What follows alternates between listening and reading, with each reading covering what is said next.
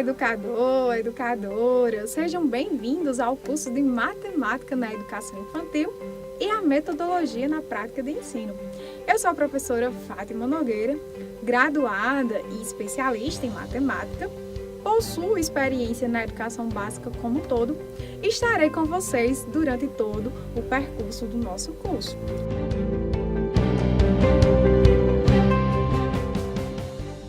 As fases de desenvolvimento na educação infantil. O termo desenvolvimento humano, ele é usado para indicar um processo de transformação contínua, dinâmica e progressiva, que vai iniciar lá no começo da nossa vida, e vai acompanhá-la sendo agente de modificações e transformações. Apesar de ser uma globalidade, ele pode ser abordado a partir de 4 aspectos. São eles: físico-motor, intelectual, afetivo, emocional e social. A partir de agora, nós conheceremos melhor cada um deles. Físico-motor. Crescimento orgânico está relacionado ao nosso aspecto físico. A maturação neurofisiológica é o que torna possível determinado comportamento humano, com a capacidade de manipular os objetos e de exercício do próprio corpo. Se nós quisermos aplicar essas definições no comportamento das nossas crianças, nesse aspecto, nós podemos citar como exemplo o fato da nossa criança já coordenar os movimentos das mãos. Então, ela já consegue pegar a sua chupeta e levar à boca. Ela já consegue também pegar a sua mamadeira e tomar o seu leite sozinha, de forma independente. O segundo aspecto, o intelectual, a criança já tem a capacidade de pensar e raciocinar.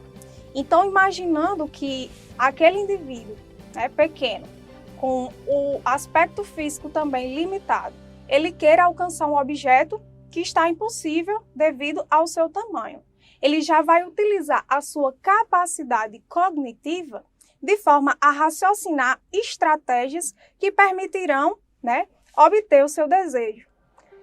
Se nós imaginarmos, por exemplo, que existe um brinquedo que está na verdade, abaixo de uma poltrona, a criança ela não consegue alcançar o objeto.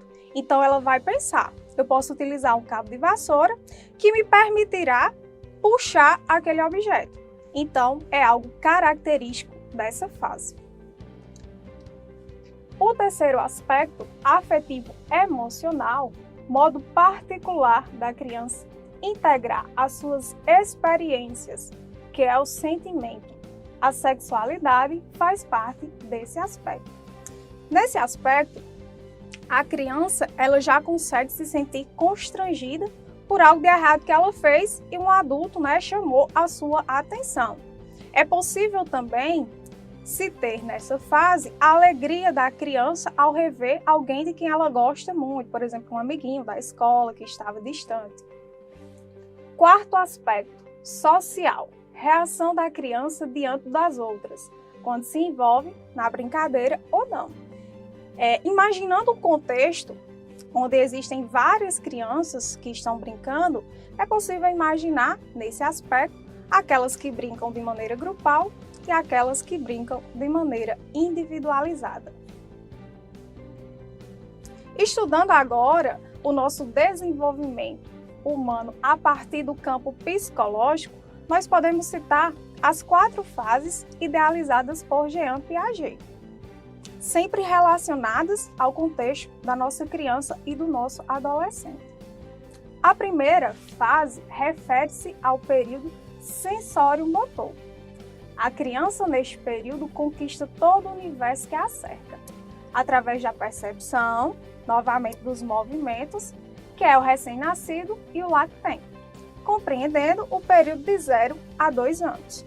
O exemplo que nós podemos citar aqui é bem parecido com o primeiro aspecto que nós vimos anteriormente. Por exemplo, uma criança quer pegar um objeto que está sobre a mesa, mas ela não consegue alcançá-lo devido ao seu tamanho físico. Se essa mesa estiver coberta por uma toalha, a criança ela vai puxar aquela toalha de forma que o objeto se aproxime dela e ela possa alcançá-lo. E aqui nós vamos perceber que a criança ela já conciliou a coordenação de suas mãos, do seu corpo, com a sua inteligência, com o seu aspecto cognitivo. Na segunda fase, período pré-operatório, nós temos o aparecimento da linguagem, fato mais importante, que acarretará modificações nos aspectos intelectuais, afetivo e social da criança. Estará entre a primeira infância, ou seja, de 2 a 7 anos. Nessa segunda fase, nós podemos citar como exemplo o fato da criança estar questionando sobre o mundo, né? Nós vimos que a linguagem é um aspecto predominante. Então, ela vai questionar sobre o mundo, vai querer saber de coisas que ela ainda não tem, né, conhecimento. E nós podemos dizer que essa é uma fase peculiar também, onde os pais dizem que a criança está querendo saber de tudo, está questionando sobre tudo. Podemos dizer que a curiosidade faz parte dessa fase, né? A quarta, na verdade a terceira fase, período das operações concretas, aqui nós temos a infância propriamente dita, compreendida pelo período de 7 a 11 ou 12 anos, e é marcada pela capacidade da criança estabelecer relações que permitam a coordenação de pontos de vista diferentes, podendo coordená-los, integrá-los de modo lógico e coerente. No plano afetivo, como a imagem bem representa, nós podemos citar como uma característica dessa fase a possibilidade da nossa criança já ser capaz de realizar atividades grupais, de interagir com o seu grupo a fim de atingir um propósito. No plano intelectual, a criança ela já é capaz de realizar algumas atividades de forma individualizada. E nós podemos citar, né, no campo da matemática, a montagem de um quebra-cabeça, de um tangram. A criança ela já consegue montar sozinha um quebra-cabeça, dependendo da sua complexidade. E se por acaso ela perceber algum tipo de erro, ela vai parar a sua atividade, vai ver aonde é que se encontra esse erro, depois ela vai retomar a sua atividade de forma a conseguir concretizá-la, ou seja, ela vai retirar aquelas peças que não estão bem ali, né, que não estão cabendo, e vão colocar as peças certas. Então essa é uma fase em que o professor de matemática ele deve explorar bastante, porque ele já vai ver que a criança consegue trabalhar de forma grupal e também, né, de forma individualizada. Agora sim, né, a quarta fase, período das operações formais. Essa é uma fase bem complicadinha, assim, na visão dos pais e também de alguns educadores. Por quê? Vamos entender. É o período da adolescência, ou seja, dos 11, 12 anos em diante. O adolescente é capaz de lidar com conceitos como liberdade, justiça e etc. Domina progressivamente a capacidade de abstrair e generalizar. Ele cria teorias sobre o mundo e é capaz de tirar conclusões de puras hipóteses. Então, essa é uma fase em que o nosso pré-adolescente ele vai ter uma visão muito ampliada do mundo, de forma a querer reformulá-lo de acordo com as suas ideias, suas idealizações.